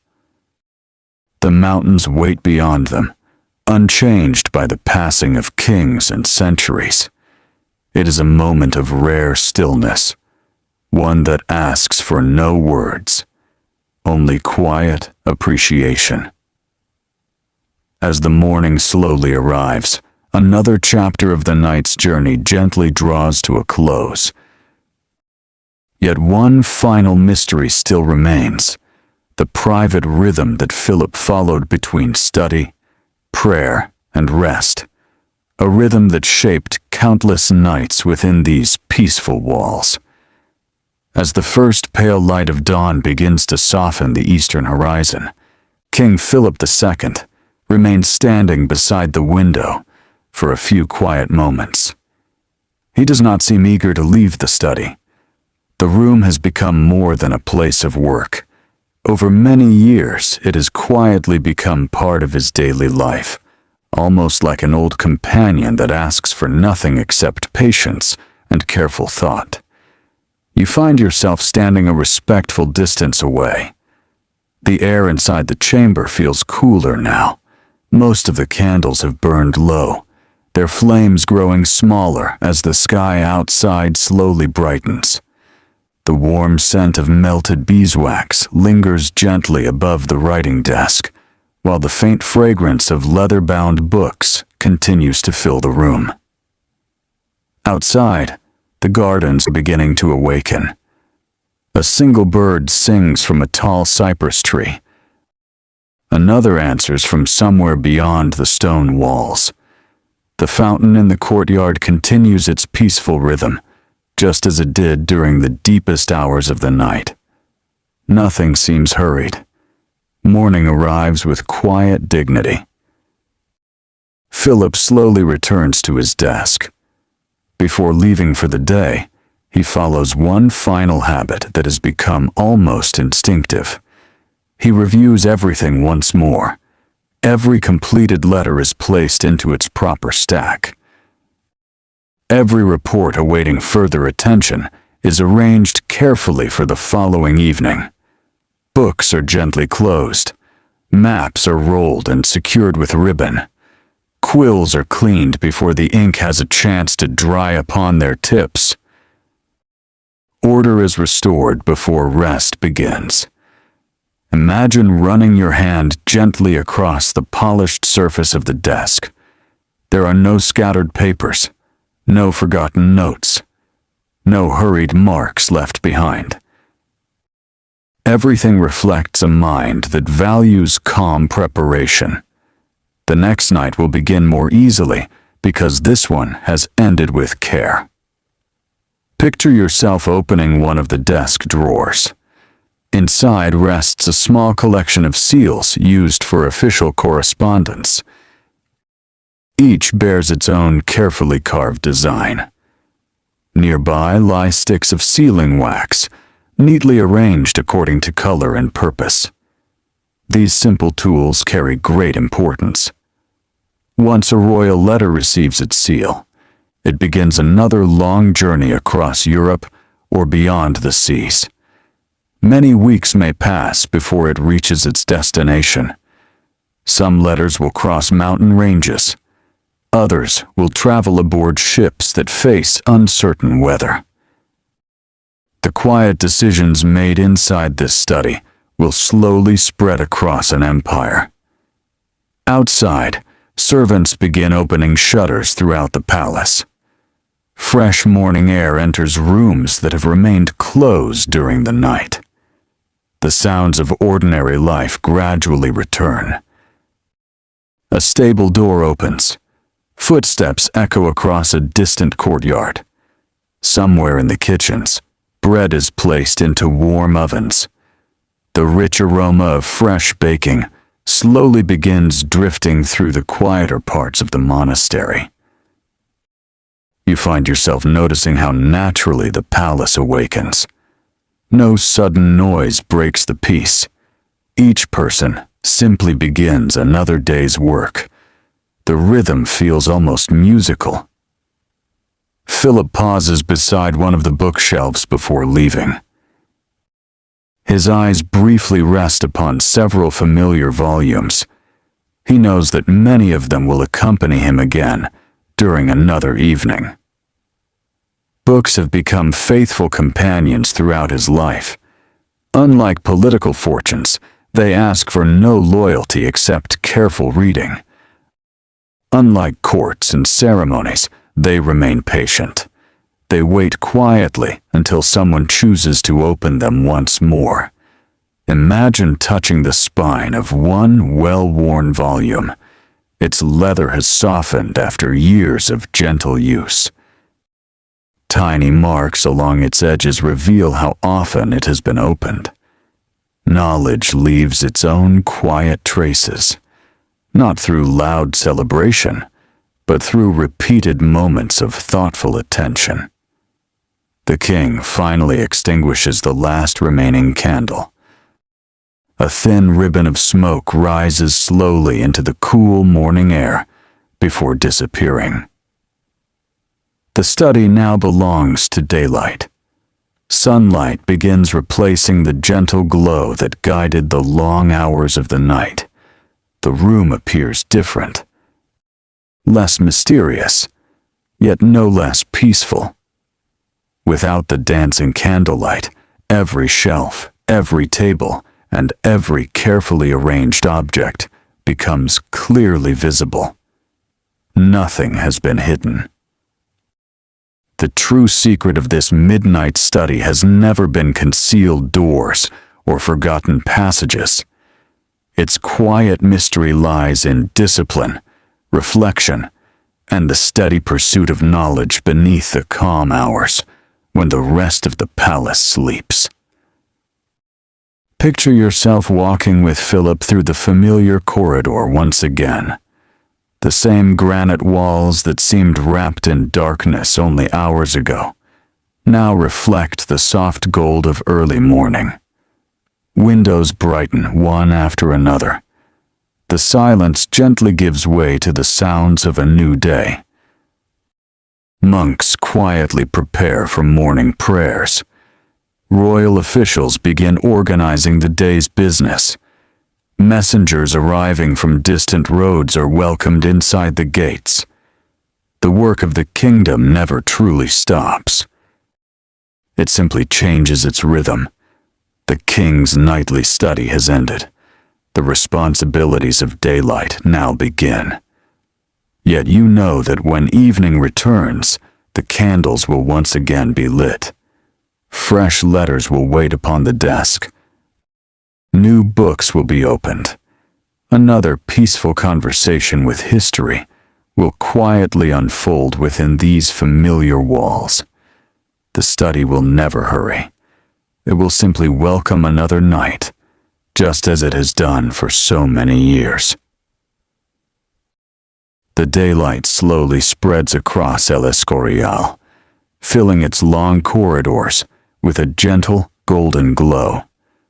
The silence of the night has not disappeared completely. Instead, it has quietly changed into the peaceful sounds of morning. A distant bell marks the beginning of another day. Monks make their way toward the chapel with calm, measured steps. Servants begin opening windows to welcome the fresh mountain air. You find yourself standing beside one of the tall arches overlooking the central courtyard. The stone beneath your feet still feels cool from the night. Tiny drops of moisture sparkle on the leaves of carefully tended shrubs. A light mist lingers over the gardens before the rising sun slowly begins to lift it away. The study now rests behind its closed door. Its candles have been extinguished. Its books remain patiently upon their shelves. The ink has dried upon the king's letters. Everything waits quietly until evening returns once more. Imagine how different the palace feels during the daylight. Where the night belongs to reflection, the day belongs to responsibility. Messengers arrive through the great gates, carrying leather satchels filled with fresh correspondence. Officials gather in nearby chambers to prepare documents that will soon require the king's attention. Craftsmen continue maintaining the vast buildings of the monastery. Gardeners carefully trim hedges and tend flowering plants within the courtyards. Each person contributes to the steady rhythm of life inside El Escorial.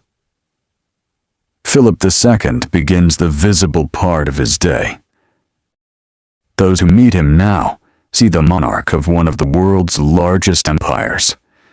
They present petitions. They discuss affairs of state. They request decisions. Few of them know how many quiet hours the king has already devoted to reading, thinking, and preparing before sunrise. The peaceful work of the midnight study makes the busy hours of daylight possible.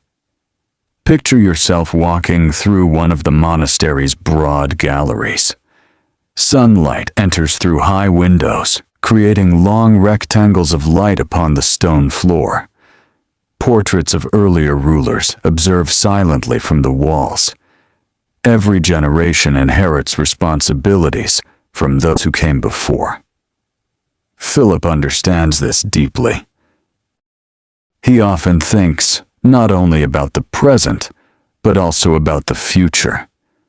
Many of the decisions made today may influence people whom he will never meet.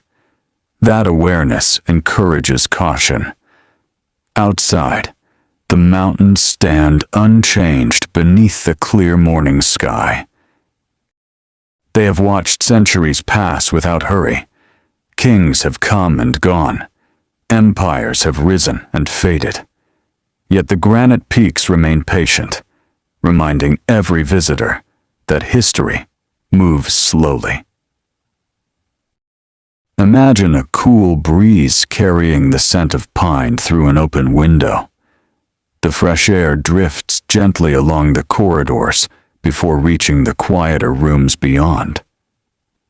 Somewhere nearby, a fountain continues its gentle song.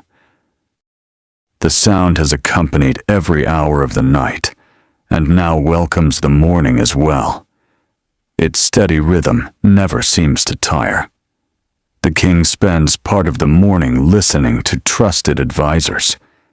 Each brings knowledge gathered from different corners of the kingdom. Some discuss trade, others report on construction. Some describe harvests. Others present diplomatic messages from foreign courts. Philip listens carefully. He asks thoughtful questions. he rarely interrupts. Those who work closely with him understand that he values careful information more than hurried opinions. His habit of patient listening resembles the way he reads his books. Both require attention. Both demand discipline. You find yourself noticing that many official papers carried during the day were first prepared during the quiet hours of previous evenings. The study continues shaping the kingdom long after its candles have gone dark. Its influence reaches beyond its walls. Imagine returning in your thoughts to the wooden desk where the king spent so many peaceful nights. The same maps remain neatly rolled. The same shelves continue guarding centuries of knowledge. The same chair waits patiently beside the table. Nothing asks to be admired. Everything simply waits to serve its purpose once again. Throughout the afternoon, sunlight slowly shifts across the palace. The bright warmth of midday eventually begins to soften. Long shadows gradually return to the courtyards. The day's formal business slowly approaches its conclusion. Servants quietly prepare the study for another evening. Fresh candles are placed in polished holders. New paper is arranged upon the desk. Ink is carefully checked. Letters that have arrived during the day are placed into orderly stacks. No one speaks loudly. Even preparation follows the peaceful spirit of the room. Picture yourself standing just outside the study as the final light of afternoon touches the granite walls. The air has cooled slightly. Swallows glide gracefully above the rooftops before disappearing into the evening sky. The monastery seems to take a slow, quiet breath as daylight gently gives way to dusk. The familiar rhythm is beginning again. Philip approaches the study with the same calm steps you have come to recognize.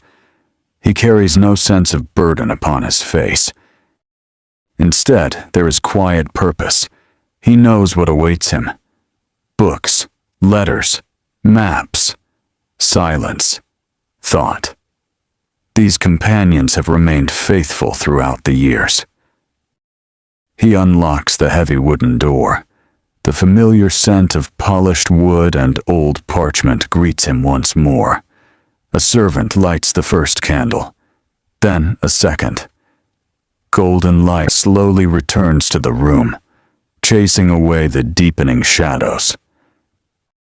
Outside, the palace gradually settles into evening. Inside, another peaceful night quietly begins. Imagine taking one last slow look around the study. Every shelf, every manuscript, every carefully arranged object has become familiar during this long journey through history. The mystery of the king's midnight study has never rested in hidden chambers or forgotten tunnels. Its true secret has always been found in patience, discipline, faith, learning, and the quiet belief that thoughtful decisions are best made when the world has fallen silent. The candles burn steadily. The first page of another book is gently opened.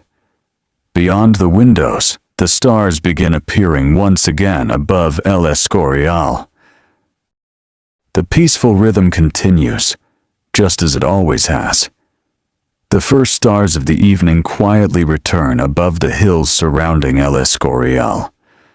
One by one, they appear against the deepening blue sky until the heavens are filled with gentle points of light.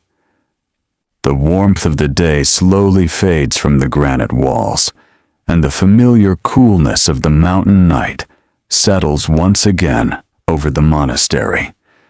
You find yourself standing outside the study for one last time. The heavy wooden door opens with the same quiet grace you have come to know so well. Inside, the room waits in perfect order.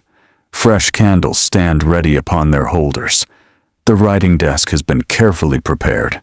New letters rest beside clean sheets of paper.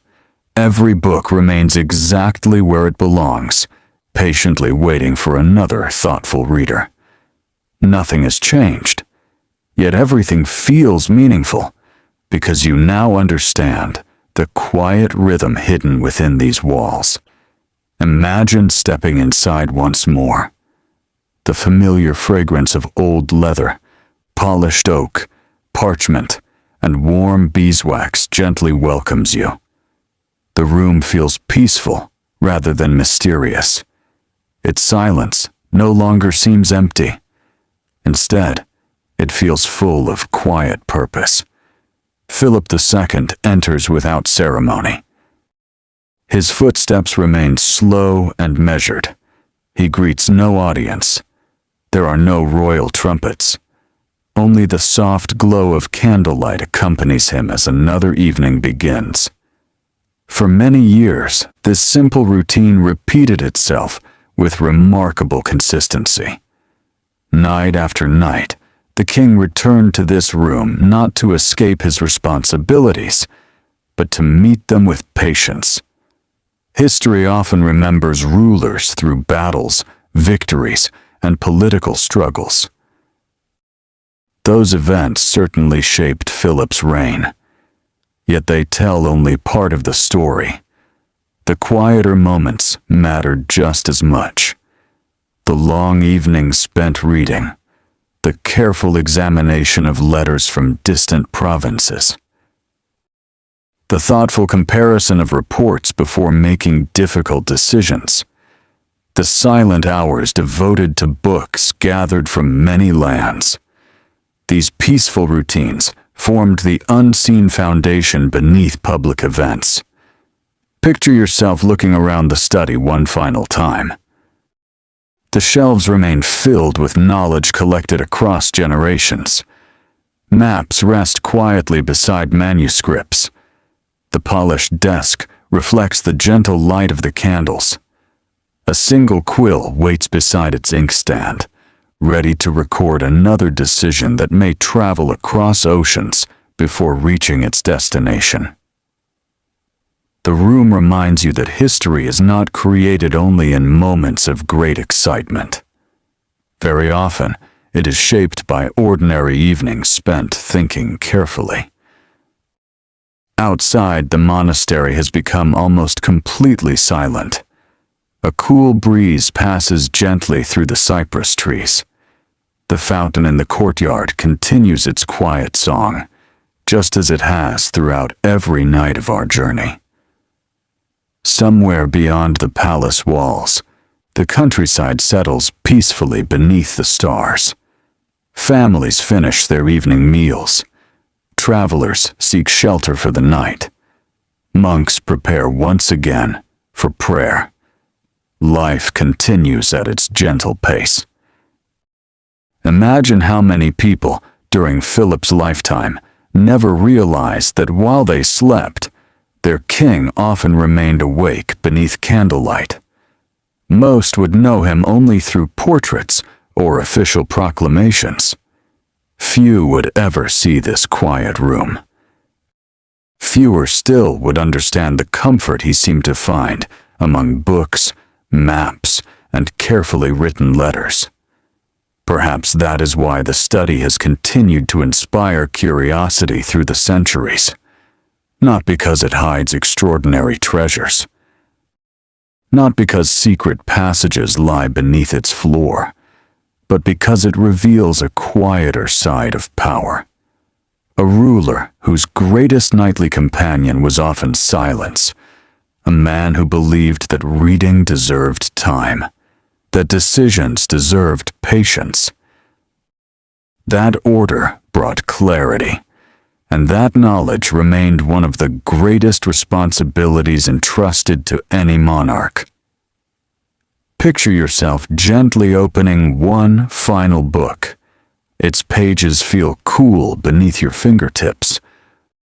The words belong to another age, yet they still speak with quiet confidence. Generations have come and gone. Empires have risen and faded. The writers themselves have long since passed into history. Yet their ideas remain alive whenever another reader turns these pages. This is one of history's quiet miracles. Books outlive the hands that write them. Ideas travel farther than those who first imagined them. The library of El Escorial became one of the lasting achievements associated with Philip's reign. Its collection reflected the Renaissance belief that learning should be gathered, protected, and passed to future generations. Although wars, politics, and changing fortunes continued beyond its walls, the library endured as a place where knowledge remained carefully preserved. That legacy continues even now. Visitors who walk through El Escorial today still encounter many of the same halls that Philip himself once crossed during these peaceful evenings. The granite corridors remain. The library still inspires quiet admiration. The monastery continues overlooking the surrounding landscape with calm dignity. Time has changed much, yet the atmosphere of thoughtful silence has never entirely disappeared. Imagine standing once more beside the window of the study. The moon rises slowly above the distant mountains. Its pale light touches the rooftops, just as it did centuries ago. The fountain still whispers below. The breeze still carries the scent of pine across the gardens. The stars continue their patient journey across the night sky. Some things belong to every century. As the morning slowly arrives, the final candle burns lower.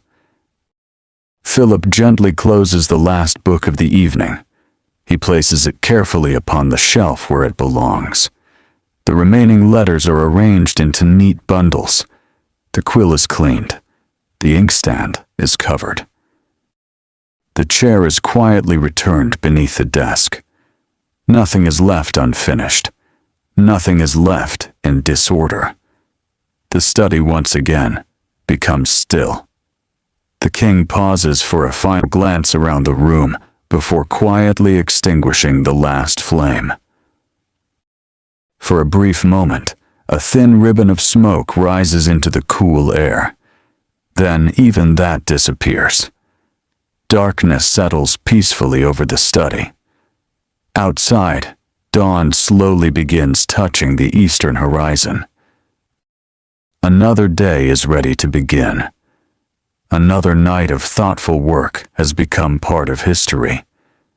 And now, as our own quiet journey through these midnight hours gently comes to its end, you leave the study just as you entered it, with calm footsteps, a peaceful mind, and a quiet appreciation for the patient rhythm of a king whose greatest secret was not hidden behind locked doors, but found in the silent companionship of books, candlelight, and thoughtful reflection.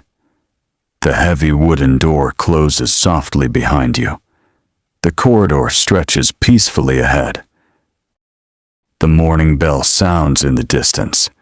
El Escorial awakens once more, as the first light of morning slowly spreads across the hills beyond El Escorial. The monastery awakens with the same quiet dignity that has greeted countless dawns before it. The stars gradually fade from the sky, not because they disappear, but because daylight gently takes their place. A cool breeze drifts through the courtyards, carrying the fresh scent of pine from the nearby mountains. Tiny drops of dew rest upon the garden paths, reflecting the soft golden light of the rising sun. You find yourself standing once more in the familiar corridor outside the king's study. The heavy wooden door is now closed. Behind it, the candles have long since gone dark. The books rest peacefully upon their shelves. The maps remain carefully rolled. The letters have been answered, sorted, or patiently set aside for another thoughtful evening.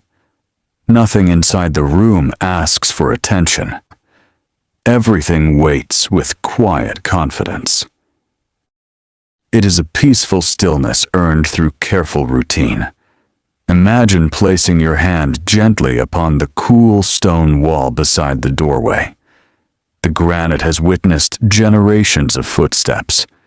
Kings, monks, scholars, servants, messengers.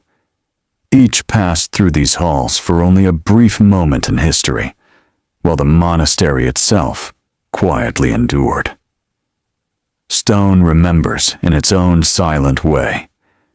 Philip II understood that his own life, however powerful, formed only one chapter in a much longer story. Empires rise, empires change, buildings weather storms, books pass from one generation to the next. Yet the search for wisdom continues. That search is perhaps the truest secret preserved within these walls. Throughout our quiet journey, we have not uncovered hidden treasure buried beneath the palace. We have not discovered secret tunnels stretching into the mountains. History offers something gentler than legend. It reveals a ruler who found comfort in order, a monarch who trusted patience more than haste, a man who returned night after night to a simple room where books, letters, faith, and reflection quietly shared the same table. Picture yourself entering the study one final time.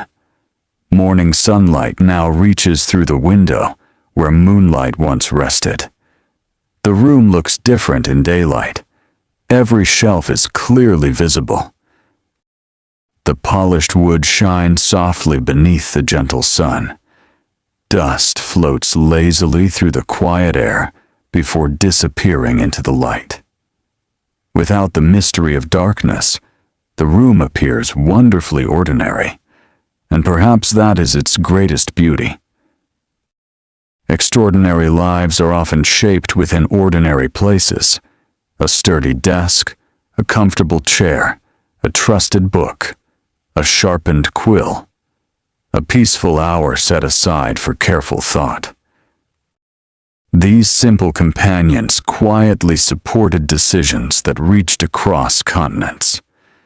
Outside, the monastery continues welcoming another day. The chapel bell sounds with calm certainty. Monks gather for prayer. Gardeners begin tending herbs and flowers. The kitchens fill with the comforting aroma of fresh bread.